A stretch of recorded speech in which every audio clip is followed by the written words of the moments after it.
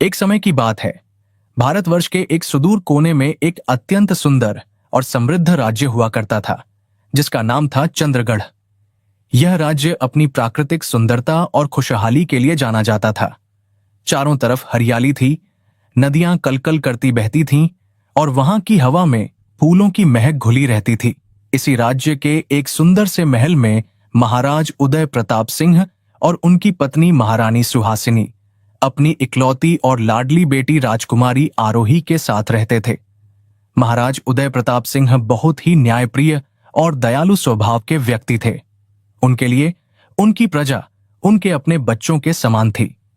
वे हमेशा अपनी प्रजा के दुख सुख में शामिल रहते थे और राज्य का हर व्यक्ति उनका बहुत सम्मान करता था।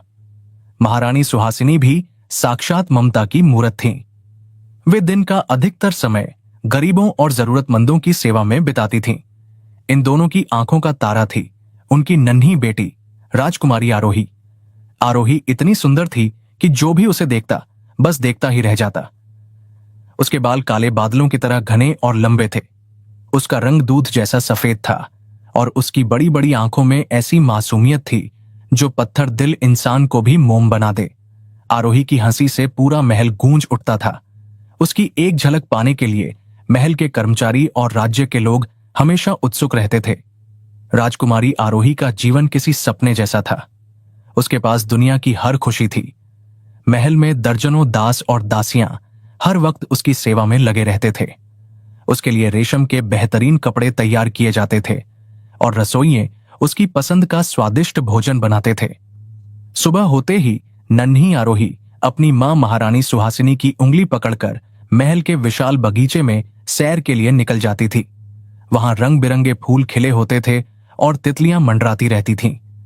आरोही उन तितलियों के पीछे भागती और उसकी खिलखिलाहट से पूरा बगीचा जीवंत हो उठता था। दोपहर के समय महाराज अपने राजकाज से समय निकालकर अपनी लाडली बेटी के पास आते और उसे परियों और वीर योद्धाओं की कहानियां सुनाते।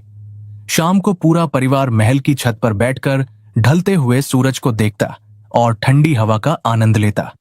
यह छोटा सा परिवार बहुत खुश था और एक दूसरे से बहुत प्रेम करता था।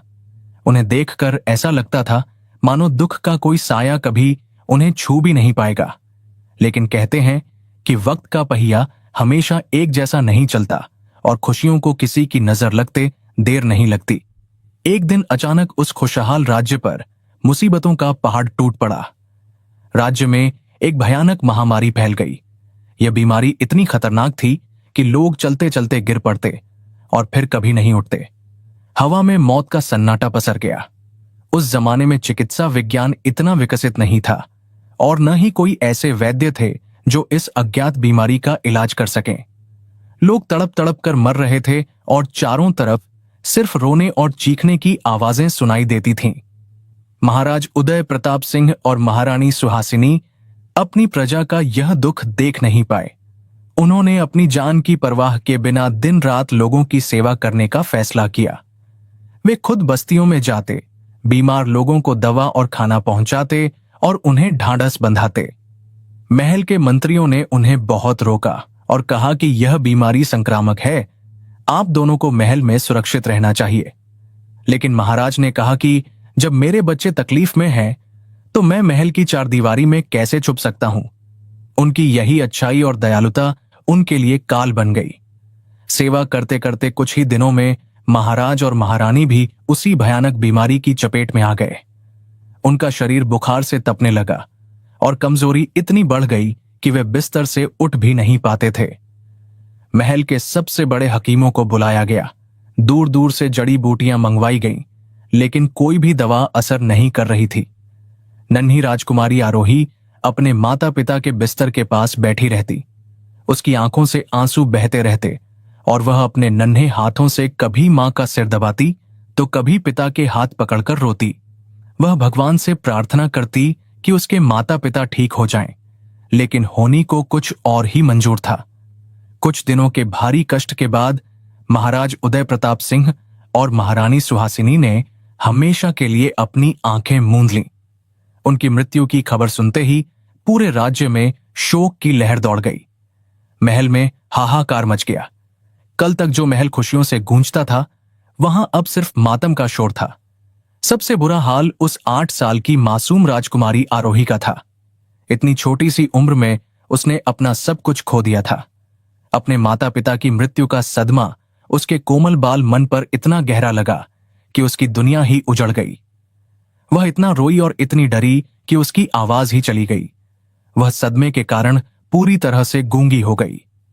अब वह अपना दुख बोलकर भी किसी को नहीं बता सकती थी। उसकी बड़ी बड़ी आंखें अब हर वक्त सूनी और डरी हुई रहती थीं। महाराज ने अपनी सारी संपत्ति और खजाना प्रजा की सेवा में लगा दिया था, इसलिए महल का खजाना लगभग खाली हो चुका था। राजा और रानी के जाते ही महल के नौकर चाकर भी धीरे धीरे अपनी तनख्वाह न मिलने के कारण काम छोड़कर चले गए। राजकुमारी आरोही उस विशाल महल में बिल्कुल अकेली रह गई। ऐसे कठिन समय में महाराज उदय प्रताप सिंह के छोटे भाई महाराज गजेंद्र सिंह आगे आए। वे पास ही के एक दूसरे नगर में रहते थे और उनका अपना एक बड़ा महल था। महाराज गजेंद्र सिंह अपनी भतीजी आरोही को अपने साथ ले जाने के लिए आए। उन्होंने सबको दिखाया कि वे आरोही की बहुत चिंता करते हैं और उसे अपने परिवार का हिस्सा बनाकर रखेंगे। मासूम आरोही को लगा कि शायद उसके चाचा के घर उसे फिर से माता पिता जैसा प्यार मिलेगा। उसने अपने आंसुओं को पोंछा और चाचा के साथ उनके महल चली गई। लेकिन आरोही यह नहीं जानती थी कि वह एक मुसीबत से निकलकर दूसरी और भी बड़ी मुसीबत में फंसने जा रही है। महाराज गजेंद्र सिंह की पत्नी यानी आरोही की चाची महारानी चित्रलेखा एक अत्यंत कठोर और निर्दयी स्वभाव की महिला थीं। वह दिखने में जितनी सुंदर थीं, उनका मन उतना ही काला था। उनके 2 बेटे थे, राजकुमार समीर और राजकुमार विहान, और एक बेटी थी राजकुमारी तनिषा। महारानी चित्रलेखा अपने बच्चों से तो बहुत प्यार करती थीं और उनकी हर जिद पूरी करती थीं, लेकिन आरोही का उनके घर आना उन्हें बिल्कुल पसंद नहीं आया। उन्हें लगता था कि यह अनाथ लड़की उनके परिवार पर बोझ है और इसके आने से उनके बच्चों के हक में बंटवारा होगा। जैसे ही राजकुमारी आरोही नए महल में पहुंची, शुरुआत के कुछ दिन तो सब ठीक रहा, लेकिन धीरे धीरे महारानी चित्रलेखा का असली रूप सामने आने लगा। जब तक महाराज गजेंद्र सिंह महल में होते, महारानी चित्रलेखा आरोही से मीठी बातें करती, लेकिन जैसे ही महाराज किसी काम से बाहर जाते, चित्रलेखा का व्यवहार बदल जाता। वह आरोही को बुरी तरह डांटती और उसे अपमानित करती। धीरे धीरे राजकुमारी आरोही की स्थिति उस महल में एक राजकुमारी से गिरकर एक नौकरानी जैसी हो गई। महारानी चित्रलेखा आरोही को सुबह सूरज निकलने से पहले ही जगा देती। कड़कड़ाती ठंड में भी उसे ठंडे पानी से नहाना पड़ता और फिर दिन भर के सारे काम उसी के नन्हे कंधों पर डाल दिए जाते। महल के बड़े बड़े बर्तनों को मांझना, पूरे महल की झाड़ू पोंछा करना, बगीचे की सफाई करना और रसोई में मदद करना, यह सब अब आरोही की दिनचर्या बन गया था। उसके कोमल हाथ, जो कभी फूलों से खेला करते थे, अब काम करते करते सख्त हो गए थे। उनमें छाले पड़ जाते थे, लेकिन उसकी देखभाल करने वाला कोई नहीं था। अगर उससे काम में जरा सी भी गलती हो जाती तो महारानी चित्रलेखा उसे बेरहमी से मारती और उसे खाना भी नहीं देती थीं। आरोही के चचेरे भाई बहन राजकुमार समीर, राजकुमार विहान और राजकुमारी तनिषा भी अपनी मां के नक्शे दम पर चलते थे। वे तीनों मिलकर आरोही को चिढ़ाते, उसका मजाक उड़ाते और उसे तंग करते। वे जानबूझकर गंदा पानी फर्श पर गिरा देते और आरोही को दोबारा सफाई करने पर मजबूर करते। वे उसे गूंगी कहकर बुलाते और उसकी बेबसी पर हंसते। आरोही चुपचाप सब कुछ सहती रहती। उसकी जुबान तो बंद थी ही, लेकिन अब उसका दिल भी खामोश हो गया था। वह किसी से शिकायत नहीं कर सकती थी, क्योंकि वह जानती थी कि शिकायत करने का मतलब है और ज्यादा मार खाना। वह अक्सर रात को अकेले में बैठकर अपने माता पिता को याद करती और आंसुओं से अपना तकिया भिगो देती। वक्त गुजरता गया और साल बीतते गए। राजकुमारी आरोही अब 18 वर्ष की युवती हो चुकी थी। तमाम कष्टों और अभावों के बावजूद उसकी सुंदरता और भी निखर गई थी। वह फटे पुराने और मैले कपड़े पहनती थी, लेकिन उसकी प्राकृतिक सुंदरता छुपती नहीं थी। उसके चेहरे पर एक अजीब सा तेज था, जो देखने वालों को अपनी ओर खींच लेता था। उसकी आंखें दुख और दर्द से भरी होने के बावजूद बेहद आकर्षक थीं। दूसरी तरफ उसकी चचेरी बहन राजकुमारी तनीषा भी बड़ी हो गई थी। उसे अच्छे कपड़े और गहनों का शौक था, लेकिन स्वभाव से वह अपनी मां जैसी ही घमंडी और चिड़चिड़ी थी। एक बार राज्य में एक बहुत बड़े त्योहार का आयोजन हुआ। यह साल का सबसे पवित्र समय था, जब लोग पूजा पाठ करते थे और घरों में तरह तरह के पकवान बनते थे। पूरा राज्य रोशनी से जगमगा रहा था। महारानी चित्रलेखा और राजकुमारी तनीषा बाजार से ढेर सारी खरीदारी करके लौटी। वे अपने साथ रेशमी साड़ियां, कीमती गहने और सजावट का सामान लाई थीं। महल के मुख्य कक्ष में बैठकर वे अपने नए कपड़ों को देख रही थीं और खुश हो रही थीं। आरोही एक कोने में खड़ी होकर दीवार की आड़ से यह सब देख रही थी। उसके मन में भी इच्छा हुई कि काश उसके पास भी पहनने के लिए एक अच्छा कपड़ा होता, लेकिन वह जानती थी कि यह सिर्फ एक सपना है। तभी महारानी चित्रलेखा की नजर आरोही पर पड़ी। उन्होंने उसे घूरते हुए कहा, अरे ओ मनहूस, तू यहां क्या खड़ी है? जाकर रसोई में देख, झूठे बर्तन पड़े हैं, उन्हें साफ कर। खबरदार, जो तूने यहां आने की कोशिश भी की। आरोही अपना सिर झुकाकर चुपचाप रसोई की तरफ चली गई। उसका दिल भारी हो गया था। उसे याद आया कि कैसे बचपन में उसकी मां उसे इस त्योहार पर नए कपड़े पहनाती थीं और प्यार से मिठाई खिलाती थीं। आज उसे भर पेट खाना भी नसीब नहीं था। दरअसल महल में इतनी तैयारियां इसलिए हो रही थीं क्योंकि राजकुमारी तनीषा के लिए एक बहुत बड़े घर से रिश्ता आया था। पड़ोसी राज्य के राजकुमार अभिमन्यु का परिवार तनीषा को देखने आने वाला था। राजकुमार अभिमन्यु का राज्य बहुत विशाल था और उनके पास अपार धन दौलत थी। महारानी चित्रलेखा चाहती थीं कि उनकी बेटी की शादी उसी राजघराने में हो जाए ताकि उनका रुतबा और बढ़ जाए। इसलिए उन्होंने महल को दुल्हन की तरह सजाया था और खाने पीने के लिए 56 भोग बनवाए थे। महारानी चित्रलेखा ने आरोही को सख्त हिदायत दी थी कि वह मेहमानों के सामने बिल्कुल न आए। उन्होंने कहा कि तेरा मनहूस चेहरा देखकर कहीं मेरी बेटी का रिश्ता न टूट जाए, इसलिए तू रसोई में ही रहना और बाहर मत निकलना। आरोही ने हमेशा की तरह उनकी आज्ञा का पालन किया। मेहमानों के आने के दिन आरोही सुबह से ही काम में जुट गई। उसने मेहमानों के लिए तरह तरह के पकवान बनाए, शरबत तैयार किया और मिठाइयां सजाईं। दिन भर आग के सामने तपते रहने से उसका चेहरा पसीने से भीग गया था, लेकिन उसे एक पल भी आराम करने की इजाजत नहीं थी। दोपहर के समय राजकुमार अभिमन्यु अपने माता पिता और रिश्तेदारों के साथ महल पहुंचे।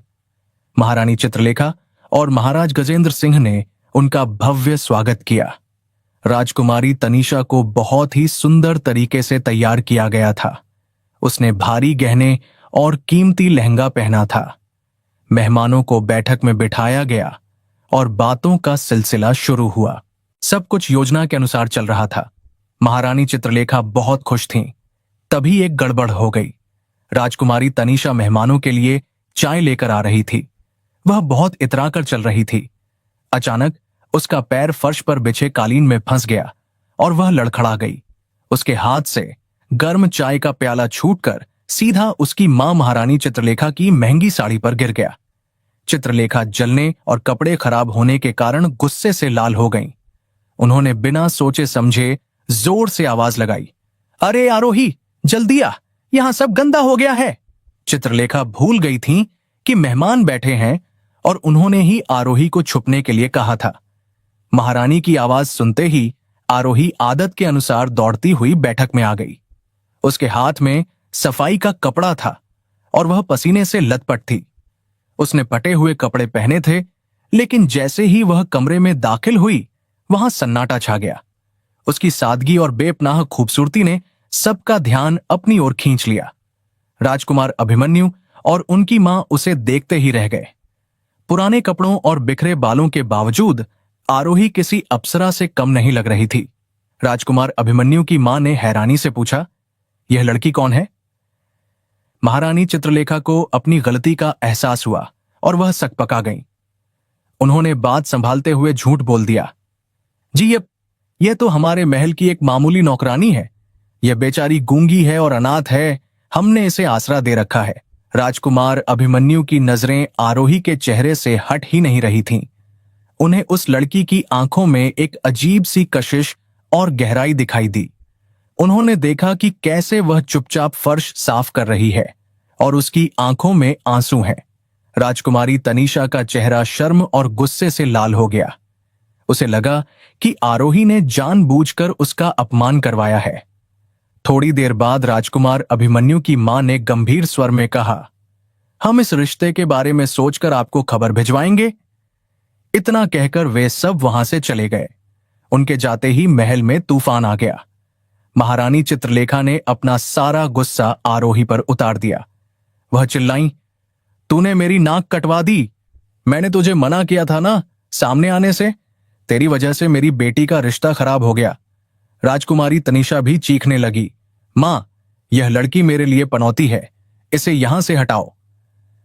चित्रलेखा ने गुस्से में आकर आरोही के बाल पकड़े और उसे घसीटते हुए महल के पीछे बने एक पुराने और अंधेरे कमरे की तरफ ले गई। यह कमरा सालों से बंद पड़ा था और वहां कबाड़ रखा जाता था। उसमें मकड़ी के जाले लगे थे और चूहे दौड़ते थे। चित्रलेखा ने आरोही को उस कमरे में धक्का दिया और बोली, अब तू यहीं रहेगी। जब तक मैं न कहूं बाहर मत निकलना। न तुझे खाना मिलेगा न पानी। यही तेरी सजा है। चित्रलेखा ने दरवाजा बंद करके बाहर से ताला लगा दिया। आरोही अंधेरे में गिर पड़ी। उसके घुटने छिल गए थे।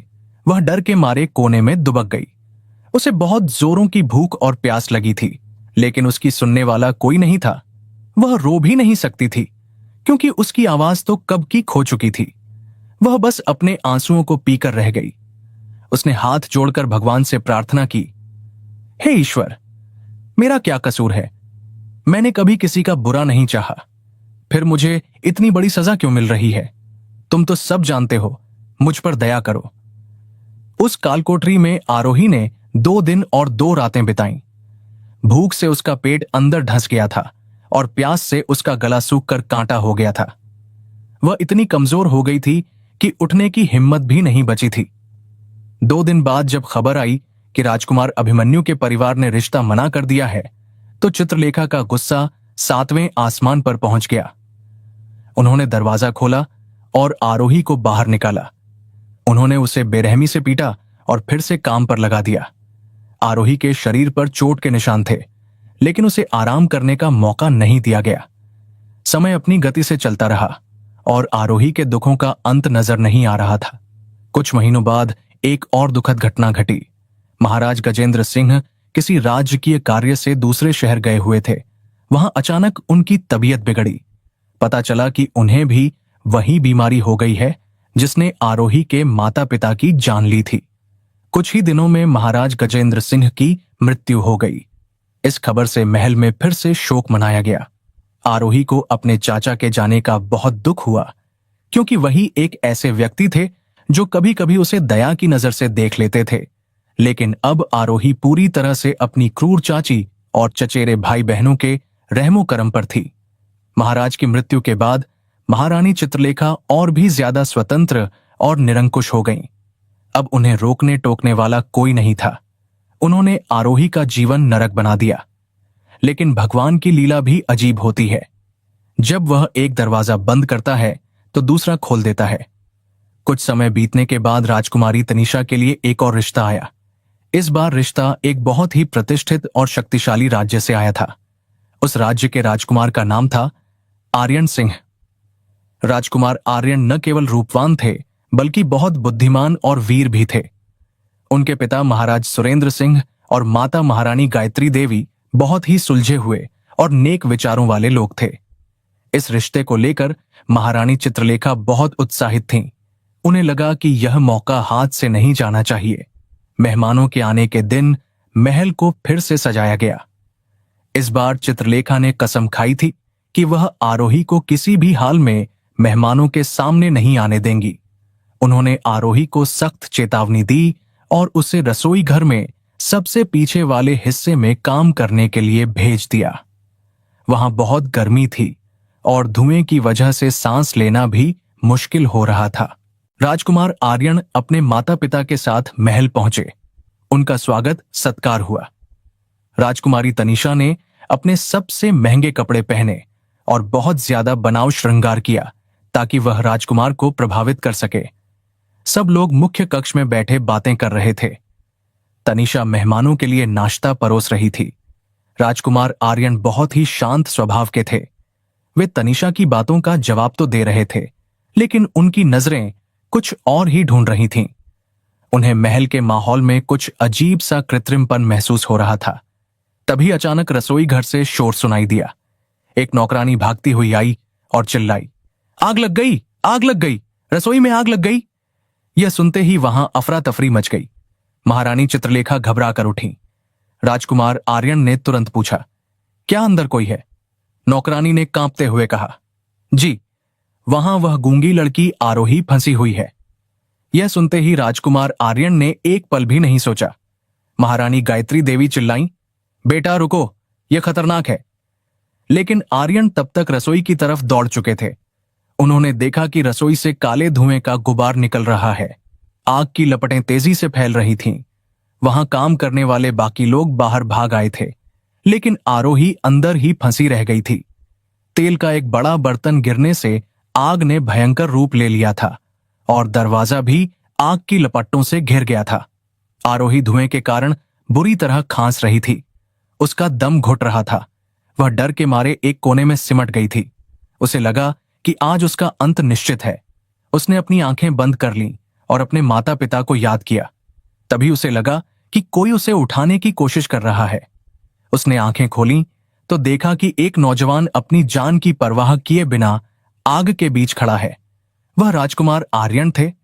उन्होंने अपनी अंगवस्त्र दुपट्टा को पानी में भिगोया था और उसे अपने चेहरे पर लपेटा हुआ था। राजकुमार आर्यन ने बिना देर किए आरोही को अपनी गोद में उठाया और फुर्ती से आग की लपटों को चीरते हुए बाहर निकल आए। वे उसे लेकर खुले आंगन में आए और उसे घास पर लिटा दिया। आरोही बेहोश हो चुकी थी। उसके कपड़े जगह जगह से जल गए थे और चेहरे पर कालिख लगी थी। महारानी गायत्री देवी और महाराज सुरेंद्र सिंह भी वहां दौड़कर आ गए। राजकुमार आर्यन ने पानी के छींटे मारकर आरोही को होश में लाने की कोशिश की। थोड़ी देर बाद आरोही ने अपनी पलकें झपकाईं और धीरे धीरे आंखें खोलीं। उसकी नजर सबसे पहले राजकुमार आर्यन पर पड़ी। उस पल दोनों की आंखों में एक अजीब सा संवाद हुआ। आर्यन ने उस लड़की की आंखों में इतना गहरा दर्द और इतनी पवित्रता देखी जो उन्होंने पहले कभी किसी में नहीं देखी थी। आरोही के चेहरे पर कालिख लगी होने के बावजूद उसकी कुलीनता और मासूमियत साफ झलक रही थी। महारानी गायत्री देवी एक बहुत ही पारखी महिला थीं। उन्होंने आरोही के हाथों और पैरों की बनावट को गौर से देखा। फिर उन्होंने उसके जले हुए फटे कपड़ों को देखा। उन्हें कुछ खटका। उन्होंने महारानी चित्रलेखा से पूछा, ये लड़की कौन है और इसे इस तरह आग के बीच अकेला क्यों छोड़ दिया गया था? चित्रलेखा बुरी तरह घबरा गईं। उनके माथे पर पसीना आ गया। उन्होंने फिर वहीं रटा रटाया झूठ बोला, यह तो बस एक मामूली दासी है। इसके मां बाप नहीं है और यह बोल भी नहीं सकती। महारानी गायत्री देवी ने चित्रलेखा की आंखों में झूठ पकड़ लिया।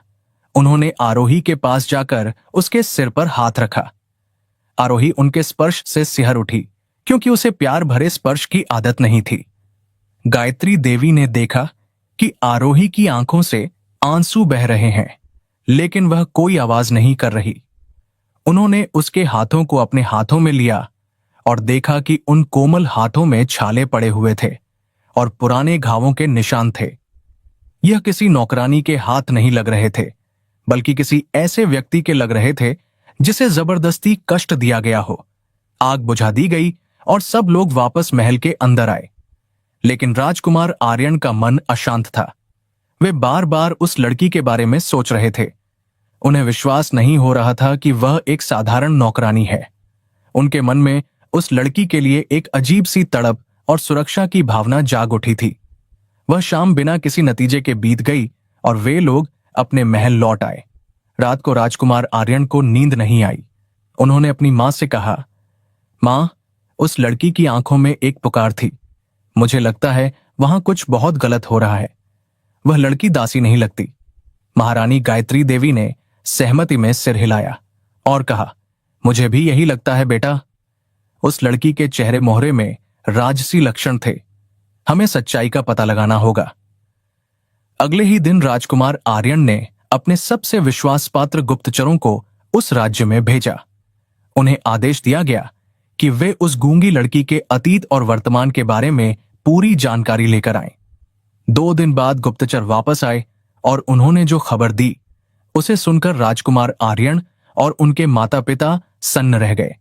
उन्हें पता चला कि वह लड़की कोई दासी नहीं बल्कि उसी राज्य के स्वर्गीय महाराज उदय प्रताप सिंह की इकलौती बेटी राजकुमारी आरोही है। उन्हें यह भी पता चला कि कैसे उसके चाचा चाची ने उसका सब कुछ हड़प लिया और उसे दासी बना दिया। उसे भूखा रखा जाता है और मारा पीटा जाता है। यह सत्य जानकर राजकुमार आर्यन का खून खौल उठा।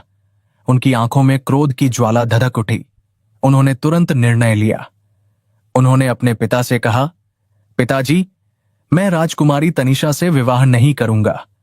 वह और उसका परिवार धोखेबाज और क्रूर हैं।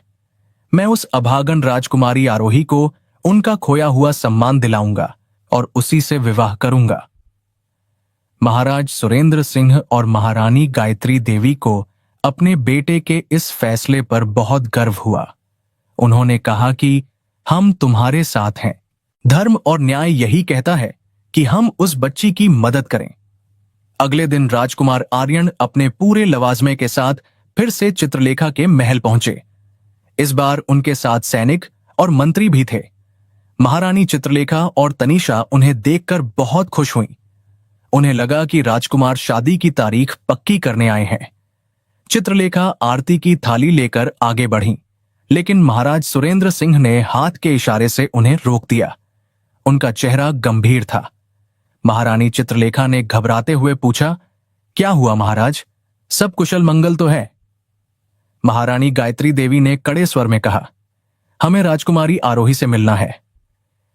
चित्रलेखा का रंग उड़ गया। उन्होंने हकलाते हुए कहा, कौन आरोही? हम किसी राजकुमारी आरोही को नहीं जानते। हमारे यहां तो बस एक गूंगी नौकरानी है। राजकुमार आर्यन ने क्रोधित होकर कहा, बस कीजिए महारानी जी, अब और झूठ नहीं। हम सब सच जान चुके हैं। वह जिसे आप नौकरानी कहती हैं, वह असल में इस राज्य की असली वारिस राजकुमारी आरोही है। आपकी क्रूरता और पाप का घड़ा भर चुका है। यह सुनते ही चित्रलेखा के पैरों तले जमीन खिसक गई। तनिषा और उसके भाई डर के मारे कांपने लगे। उनका भांडा फूट चुका था। महारानी गायत्री देवी ने सैनिकों को आदेश दिया, जाओ, राजकुमारी आरोही को सम्मान के साथ यहां लेकर आओ। सैनिक गए और उस कालकोठरी से आरोही को लेकर आए। आरोही डरी हुई थी। उसे समझ नहीं आ रहा था कि क्या हो रहा है। जब उसे सबके सामने लाया गया तो वह सिकुड़ कर खड़ी हो गई। राजकुमार आर्यन उसके पास गए और घुटनों के बल बैठकर उसका हाथ थाम लिया। उन्होंने बड़े प्यार और सम्मान से कहा, राजकुमारी आरोही, आपको अब और डरने की जरूरत नहीं है। आपके दुखों का अंत हो चुका है। मैं आर्यन सिंह आपसे विवाह करना चाहता हूं और आपको वह सारा सम्मान देना चाहता हूं जिसकी आप हकदार हैं। आरोही को अपने कानों पर विश्वास नहीं हुआ। उसकी आंखों से आंसुओं की धारा बह निकली। वह कुछ बोल नहीं सकती थी, लेकिन उसकी आंखों ने सब कुछ कह दिया। उसने कांपते हाथों से अपनी सहमति दी। पूरा दरबार भावुक हो गया। चित्रलेखा और उसके बच्चे शर्म से सिर झुकाए खड़े थे। उन्हें उनके किए की शर्मिंदगी महसूस हो रही थी, लेकिन अब बहुत देर हो चुकी थी। कुछ ही दिनों बाद एक शुभ मुहूर्त में उसी महल में राजकुमारी आरोही और राजकुमार आर्यन का विवाह संपन्न हुआ। यह विवाह बहुत धूमधाम से हुआ। देश विदेश के राजा महाराजा इसमें शामिल हुए। आरोही को लाल रंग का खूबसूरत जोड़ा पहनाया गया और वह किसी देवी जैसी लग रही थी। जब वह विदा होकर जा रही थी तो महल के पुराने नौकर जो उसे पहचानते थे, उनकी आंखों में खुशी के आंसू थे। आरोही अब एक दासी नहीं बल्कि एक महारानी बनकर जा रही थी। भगवान ने उसके धैर्य और सहनशीलता का उसे सबसे सुंदर फल दिया था। आरोही अपने ससुराल में बहुत खुश थी। राजकुमार आर्यन उसे पलकों पर बिठाकर रखते थे। महारानी गायत्री देवी उसे अपनी बेटी से भी बढ़कर मानती थीं। वहां के प्यार भरे वातावरण में आरोही के पुराने घाव भरने लगे। उधर महारानी चित्रलेखा के पापों का फल उन्हें मिलना बाकी था। आरोही के जाने के बाद चित्रलेखा ने जल्दीबाजी में अपनी बेटी तनिषा का विवाह एक बहुत ही धनवान लेकिन लालची राजकुमार हर्षवर्धन से कर दिया। हर्षवर्धन का परिवार दहेज का लोभी था। शादी के कुछ ही महीनों बाद खबरें आने लगीं कि तनीषा के ससुराल वाले उसे बहुत तंग करते हैं। वे उसे बात बात पर अपमानित करते और उससे नौकरों जैसा काम करवाते। तनीषा, जो कभी एक गिलास पानी भी खुद लेकर नहीं पीती थी, अब दिन भर काम करती और मार खाती। एक दिन तनीषा के पति ने उसे गुस्से में सीढ़ियों से धक्का दे दिया, जिससे उसे गंभीर चोट आई और वह लकवाग्रस्त हो गई। उसका आधा शरीर काम करना बंद कर दिया। जब यह खबर महारानी चित्रलेखा को मिली तो वह रोती बिलखती अपनी बेटी के पास पहुंची। अपनी लाडली बेटी को बिस्तर पर बेजान पड़ा देख और उसके शरीर पर चोट के निशान देख चित्रलेखा को गहरा सदमा लगा। वह जोर से चीखना चाहती थीं, अपनी बेटी का दर्द बांटना चाहती थीं, लेकिन उनके गले से आवाज ही नहीं निकली। पाप का चक्र पूरा हो चुका था। जिस तरह उन्होंने एक मासूम अनाथ बच्ची को गूंगी कहकर सताया था, आज वही नियति उनके सामने खड़ी थी। सदमे की वजह से महारानी चित्रलेखा की आवाज हमेशा के लिए चली गई। वह गूंगी हो गईं। अब वह चाहकर भी अपना दुख किसी से नहीं कह सकती थीं। वह सिर्फ अपनी बेटी के सिरहाने बैठकर मूक आंसू बहाती रहती। उन्हें हर पल आरोही का चेहरा याद आता और उन्हें महसूस होता कि दूसरों को दी गई तकलीफ एक दिन लौटकर अपने पास ही आती है। कहानी का अंत यही सिखाता है कि इंसान के कर्म कभी उसका पीछा नहीं छोड़ते। आरोही ने सब्र रखा और अच्छाई का रास्ता नहीं छोड़ा, इसलिए उसे रंग से रानी बनने का सौभाग्य मिला।